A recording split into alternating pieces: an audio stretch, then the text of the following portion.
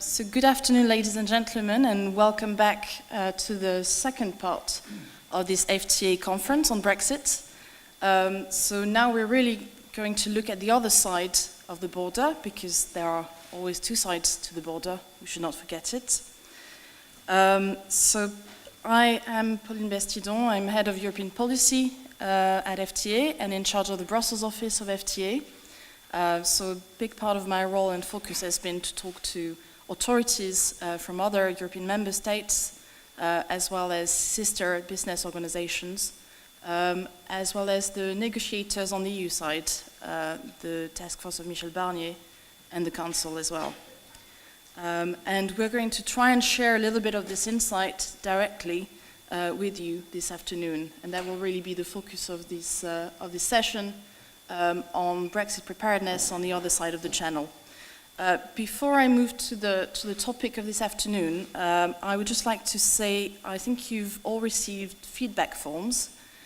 If you could please complete them and return them at the FTA reception desk as you leave, that would be much appreciated. So thank you very much for your cooperation in advance.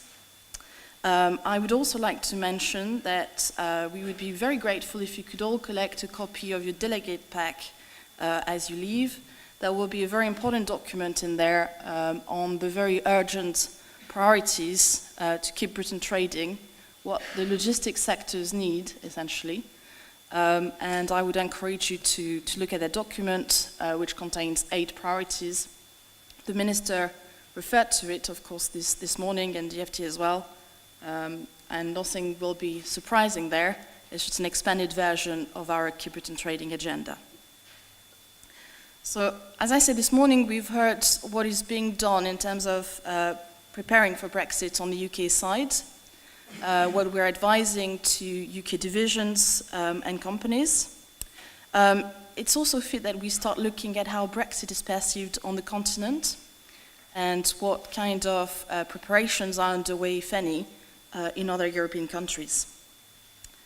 So we will touch upon issues related to borders, because obviously it doesn't really matter what we do in the UK, in Dover and other ports, if the same things are not replicated on the other side of the channel.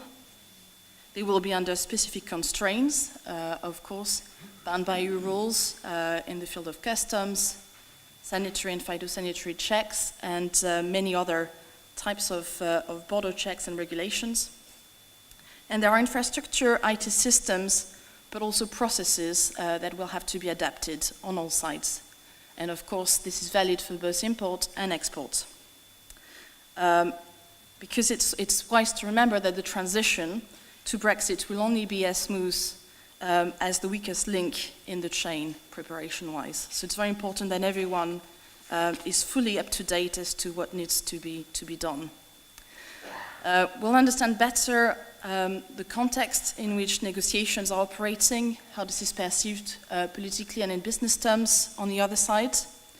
I think you will notice that industry is fairly aligned in what it wants on both sides of the border, but of course there might be slightly different views politically.